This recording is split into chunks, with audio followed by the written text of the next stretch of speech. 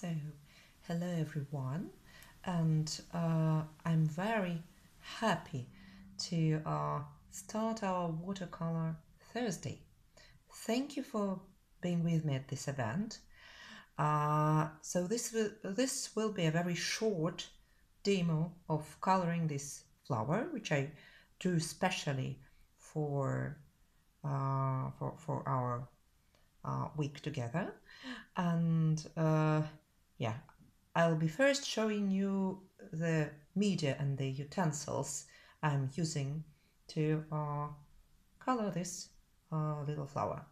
It's actually not little, it's quite big. It's A3 sheet of thick watercolor paper.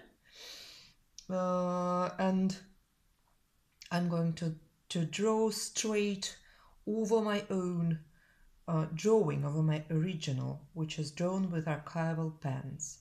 So if you're going to print out the freebie I've posted today, you should do it on a laser printer.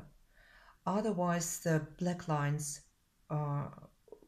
may smudge and this will spoil the whole drawing. So what I have got here are two synthetic brushes, not very thin but not very thick as well. So one of them is size 5 and another is size 3. Yeah, and yeah, not any fancy brushes, just yeah, just mid-range brushes, which I find very convenient. I do not like very thin brushes when I paint because they don't take as much water. So watercolor is a medium which is a bit unpredictable and spontaneous, and using watercolor is all about letting it go in some way, but in some way you should be able to control what happens to your drawing, of course. So that we shall now see how I'm going to let it flow at the same time and control this flow of this liquid painting medium. So here is my palette. Here are my watercolors. So I'm going to use 4 different shades of red. So one is magenta, it's very beautiful, Schminke for watercolor. The other one is Winsor and Newton Scarlet Lake, which is another beautiful shade of red. Here is Vermilion by Royal Langnickel Essentials, so that's budget watercolor. And here is another Royal Langnickel Essentials watercolor called Crimson Red Lake, so one more shade of red.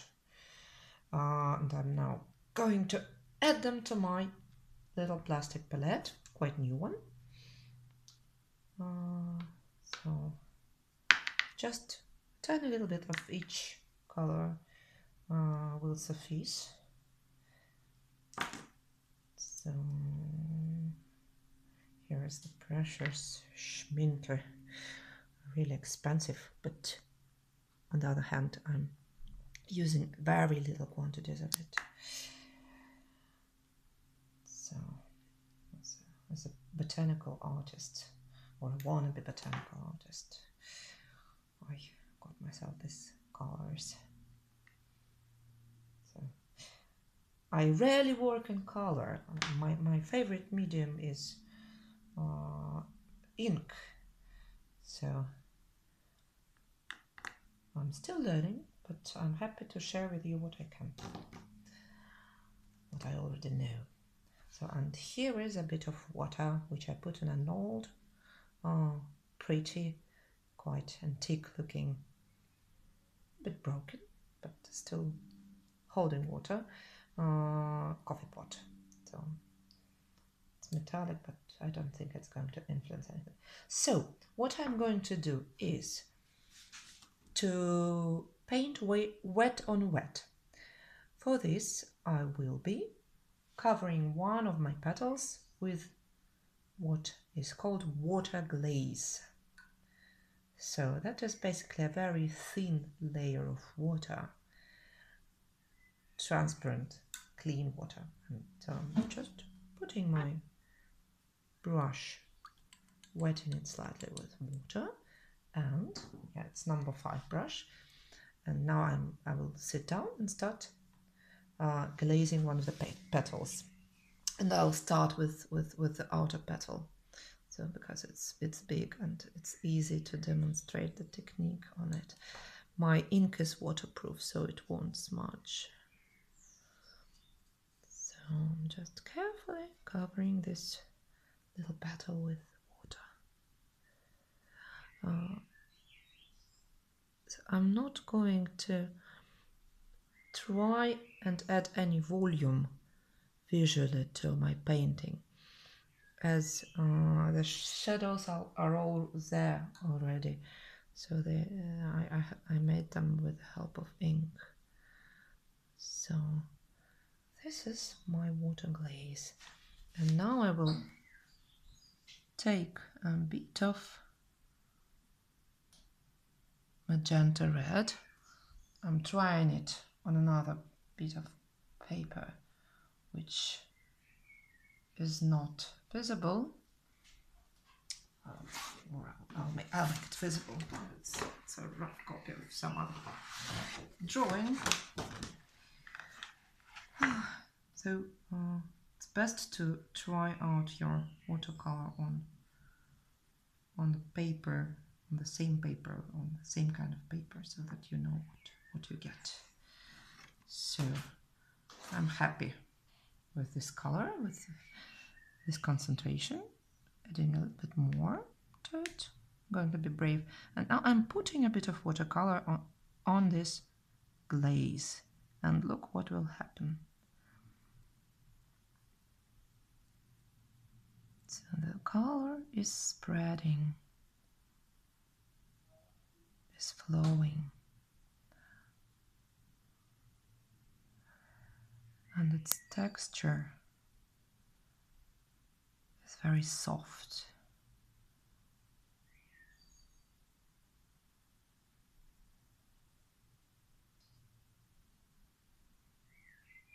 So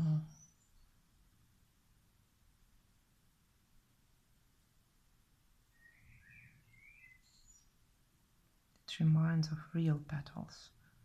That's why is watercolor so good for coloring flowers.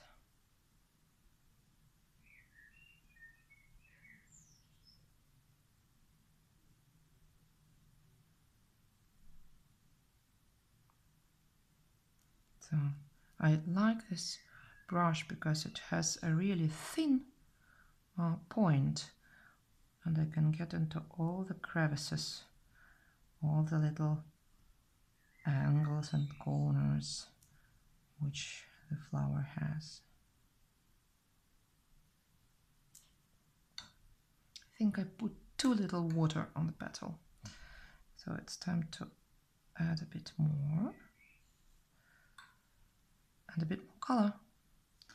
And again, I'm looking in which direction it will flow. So now there's a little trickle of red going down the petal. Not very predictable, but that is what the beauty of watercolor means to me. It's spontaneous.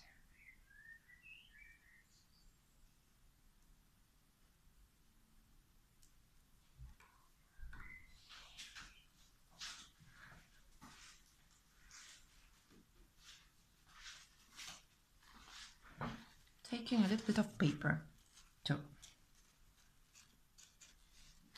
get rid of that spontaneity. Funny enough, yeah. So you can always use a napkin to take the extra water, the excess of water, and you can glaze it again and put a little bit of watercolor in this place again. So look a little bit more accurate. So that is one of the ways you can exercise control over your watercolor.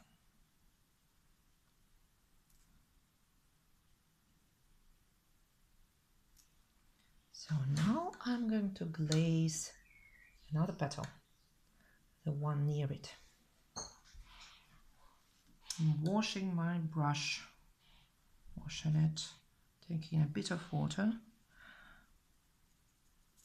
It's good to have 2 glasses of water near you, one for clean water, one for washing the brush. But today I'm only going to use red colors, so it is okay if my glaze is already a bit pinkish when I start.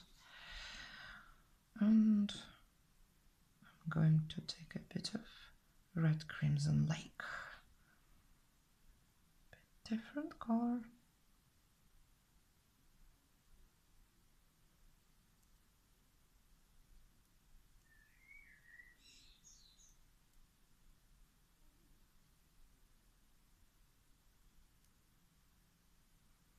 So I glazed the petal up to this border, so that will help me to keep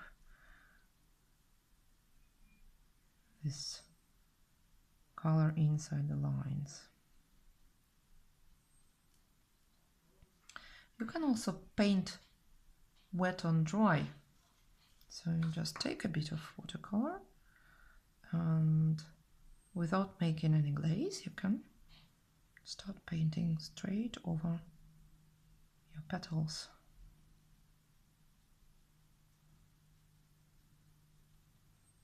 And you see here a little accident happens, but it won't spoil the painting. It's all about improvisation today. So I like that unpredictability of this medium.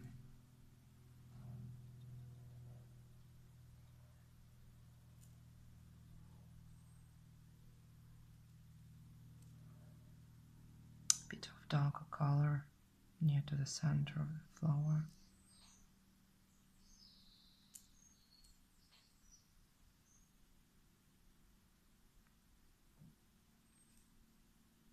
Where the shadow is already present, I'm going just to deepen it a little bit more with my brush.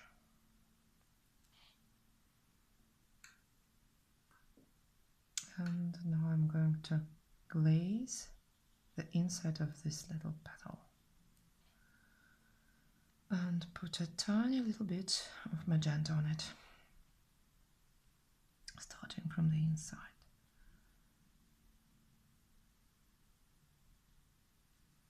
So watercolor is always an adventure, you never know.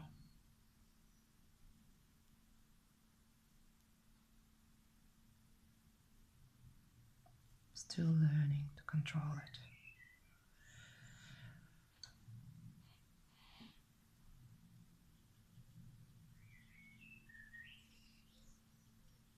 It's a nice day here in Oxford. You probably can hear birds singing. It's very sunny today. Sunny and warm.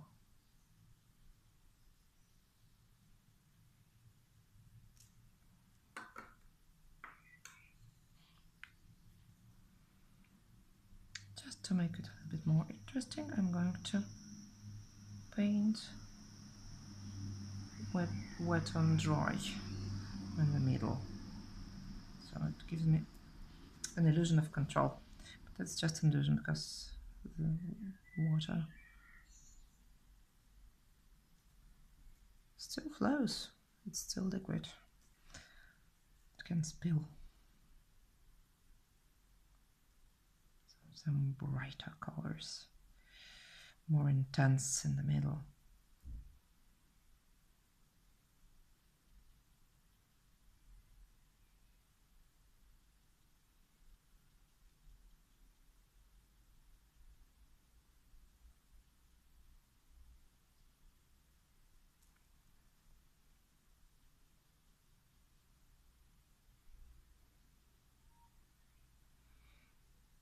And the flower is imaginary. It's not any special, not any particular species.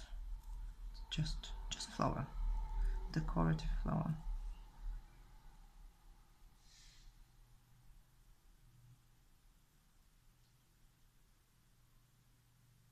It's not even very realistic.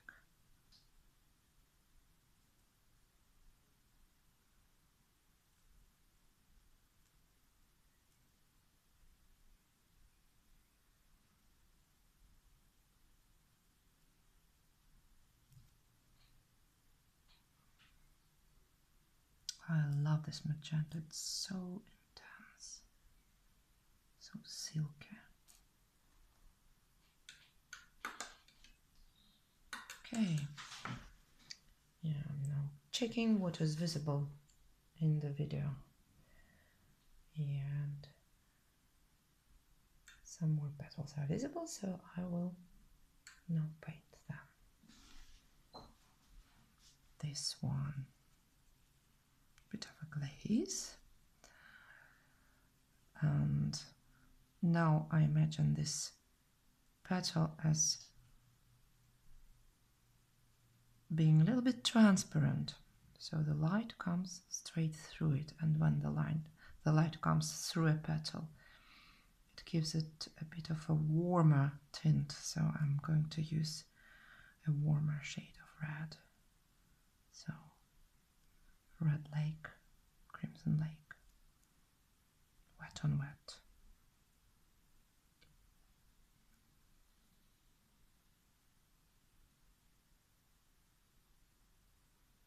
So here the glaze went up to this edge, and luckily it doesn't flow over, so it allows me to create this warm highlight without going over the line, and I'm happy with this result.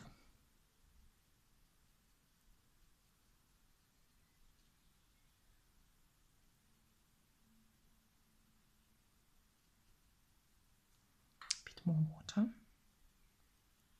I was too modest when I put this water, too little water. Now add some more water and add a different shade of red, magenta. So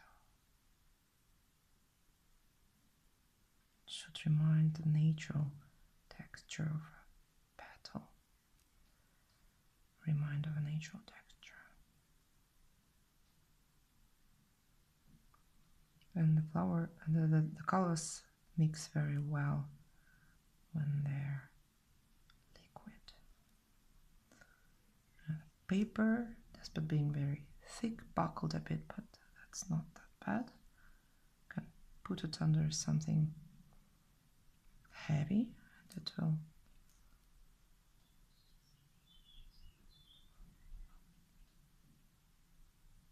become smooth again.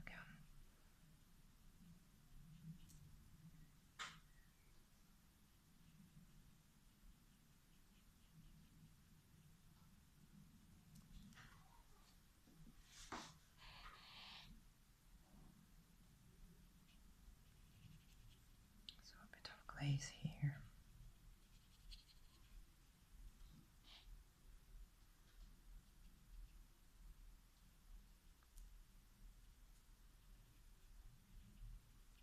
Crimson Lake again.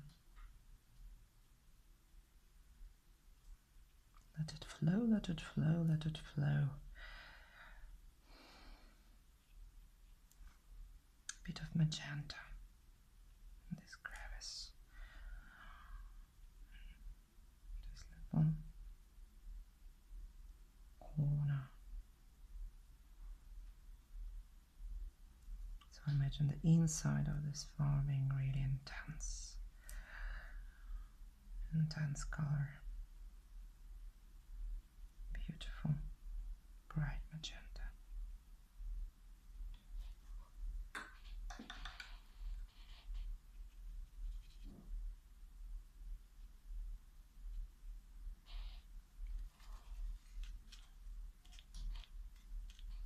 too much water. And here I'm going to try an even lighter shade of red.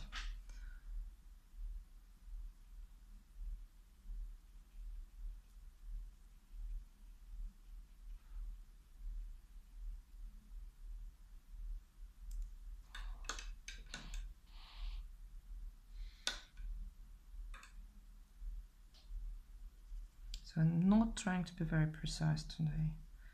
The drawing itself is precise enough, and it's nice to have a little bit of contrast between this precise black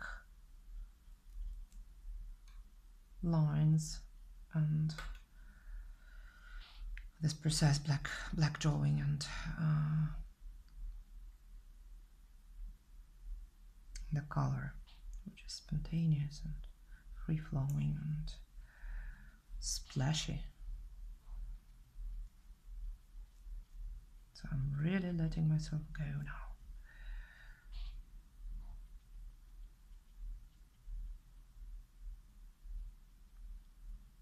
If I would like to make it more precise, I can do it later. Do a bit of housekeeping.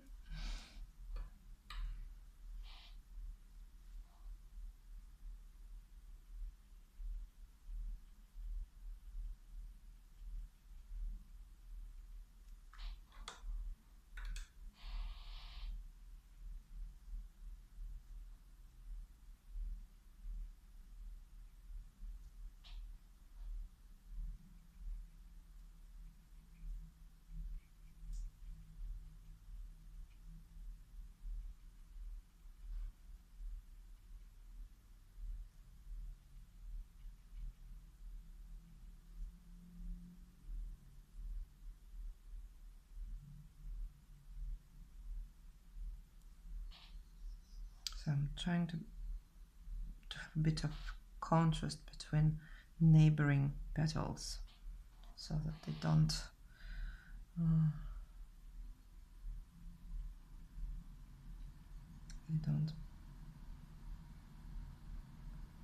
become one enormous petal. So just a bit of definition.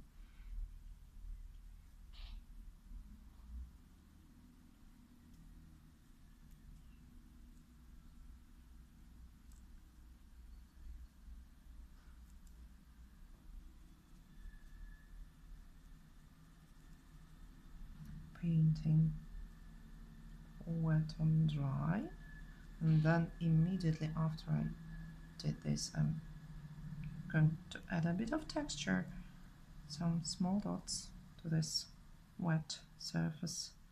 Sometimes you see these dots on a flower, and I think these little imperfections make it much more beautiful.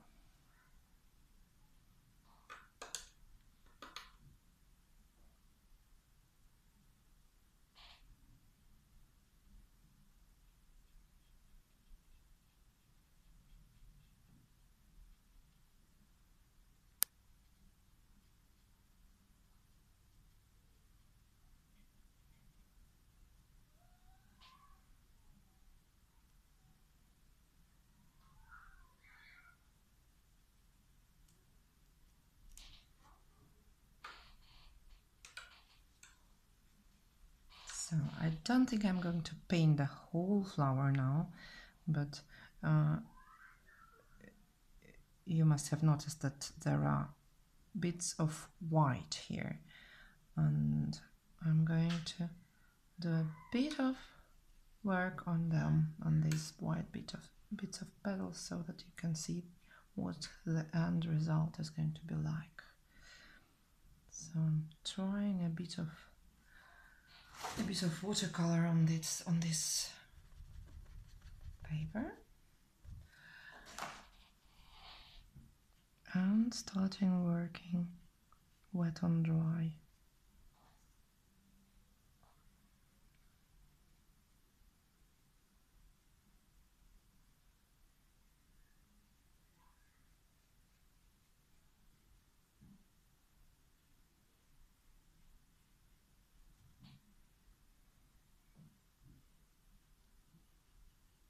There is actually nothing bad about leaving some parts of your drawing white.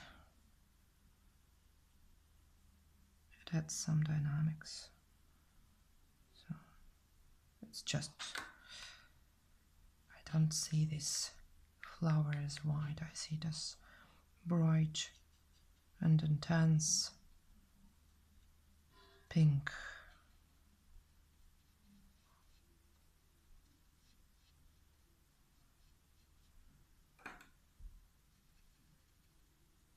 So I'm glazing this petal with my pink water.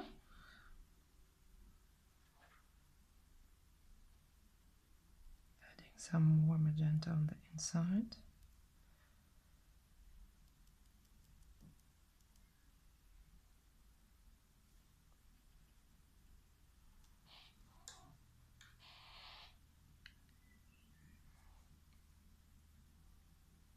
Some more Crimson Lake. Here too, why not?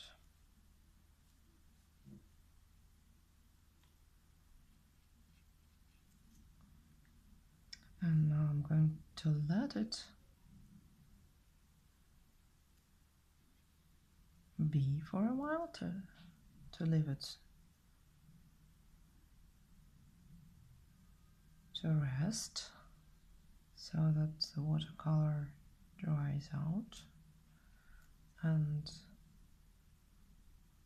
I can see how intense the colors are when they are dry, because dry watercolor looks quite different. So I'm going to post this little video